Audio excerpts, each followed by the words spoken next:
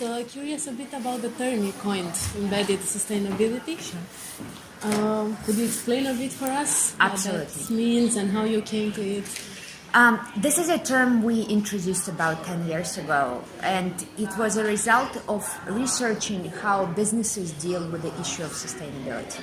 And what we noticed that in a normal business, whenever you say, come to our sustainability meeting, most employees, most managers have this horror look in their eyes and the blood rushing away from their faces. Why me? Why am I punished? There's a general negative relationship to this word. And because of that, most businesses look at sustainability that's something that lives outside of the company. There's a department that takes care of it, and it's not our normal life, it's not our normal business. What we realize is the companies that are best equipped to deal with challenges are the ones who embed sustainability into their very DNA. So it's no longer a bolt-on version of reality where it's just a sidekick story that doesn't relate to us, but it's embedded into the way we do business, the way we make decisions, the way we produce, the way we market, the way we do everything. So in those companies, there's no department of sustainability, it's everyone's job, and it's often not even called sustainability, it's just called smart business. So the idea of embedded sustainability, that if you want to not only do good for environment and society, but also do very good for the shareholders, you must marry and create a plus-plus. Value for the society, value for the environment, and value for your shareholders. That's what embedded sustainability. Like a win-win-win. Like a win-win-win, yes. Awesome. And could you tell us some examples of how you helped some businesses maybe reinvent themselves? Sure.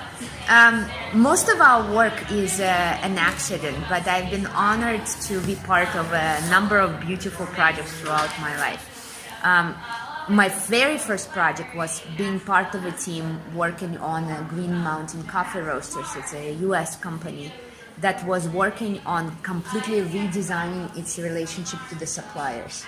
So if before coffee was just bought from the bulk supplier, from a trader, now Green Mountain Coffee Roasters has a very close relationship to the coffee growers and creates opportunities for win-win. It's no longer just a transaction, it's an actual partnership. And this first story then led to a second one, Fairmount Minerals. It's a mining company. That company made sustainability in essence of what they do, but also was able to grow financially. I've worked a lot in mining. One of the projects that I'm engaged in right now is a very large, about 75,000 people, mining company. And this was a publicly traded company, very known, ENRC. But at the time that I came to become part of the community, it was struggling with performance. And I'm very happy to be part of a crisis team that turned the company around and now bringing it to the next level. It's doing well, it's also creating completely new businesses, creating a lot of employment, and simultaneously changing the relationship to ecology and other social benefits. It really sounds great. Yeah. Really, I think we should have more people like you. I think, well, my philosophy is very simple. You don't need me. So when we start working in consulting, to every client I say, our job is to make us unnecessary. You should have the skills in-house. This should be part of your normal way of doing business. And we do introduce normal reinvention processes. So we believe that this should be a normal cycle. Every company should renew itself.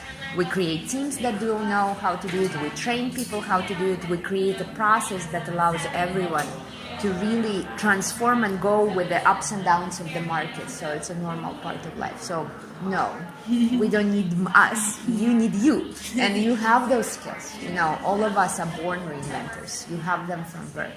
It just cleaning them up a little bit and bringing them back to full use. Connecting to this, you also had the term of overfished to ocean strategy. Yes. How does that build on the initial, the red and blue ocean strategy? When I looked at the beautiful development of Blue Ocean Strategy, the idea of Blue Ocean Strategy was very simple. Stop competing where there's already a lot of competition. That's what they called Red Ocean, where the sharks are eating all the other sharks and everyone is spitting blood everywhere. So stop competing where the ocean is already filled. Instead, find the patches that nobody is presently competing. And I thought it was a beautiful idea. I also recognized for myself from the sustainability research is that a lot of the struggle that companies are having with competition has to do with the access to resources. So the ocean might be red and blue, but it's severely overfished. There's simply not enough resources left. So I wanted to help companies using the same idea. Let's invent a new market. Let's invent a new product. Start looking at resource depletion as a source of new innovation, because the ocean, the economic ocean, is severely depleted. We are seeing lack of almost every resource. We're seeing a lack of stability. We're seeing a lack of predictability in regulation. The ocean is very stressed. Now we can react to that in a defensive manner and say we just don't do anything, nothing is possible, or we react to it proactively as this is a business opportunity, we have new limits, how about we use them to reinvent? And do these concepts apply for a country reinventing itself? Oh, absolutely. Absolutely. You can see already today countries that are thinking about putting the resource depletion at the center of their country strategy. And then there are some countries that are unfortunately completely ignoring the fact that they're coming to the end of their rope and it's time to completely rethink how they're going to compete. I think the hardest job is for companies and countries that were blessed with a lot of resources at the beginning. I come from a beautiful country. I love Kazakhstan. And occasionally I think that we probably would be more inventive if we didn't have the beautiful resources we have. Look at Singapore. Look at Switzerland. There are countries, Finland. There are countries that have nearly no natural resources, but they use the limitation as a power of innovation, as a power of constant renewal. Unfortunately, that's not the case for many others. So absolutely these concepts apply to a personal life, to a business life, or to a whole community. That's great. Thank you.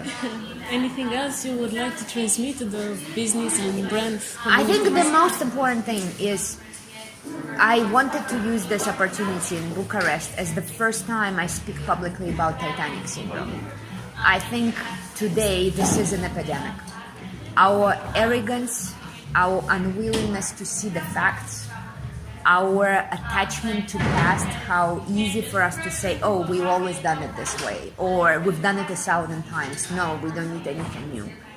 This is becoming not just an unpleasant little culture problem, this is becoming a survival problem.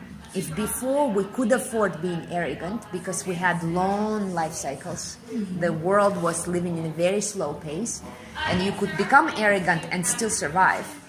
Today, life doesn't give you that choice. And you look at some of the beautiful, most powerful companies in the world going down in a matter of half a year, is because they thought they had time. So I want us to become very, very comfortable with pointing a little emergence of a Titanic syndrome in others and in ourselves. As I said, my daughter makes fun of me now. She's almost 15 and she's like, Mom, I think you're developing a little infection of Titanic syndrome here. And I'm thankful for that because every one of us can get infected. It's only an issue of spotting it on time and using it as a jump off to a new version of yourself. So that's the most important thought that I had for this speech. Let's not see change as a horrible enemy. Let's look at it as an opportunity to renew and do everything possible that we don't develop a case of Titanic syndrome.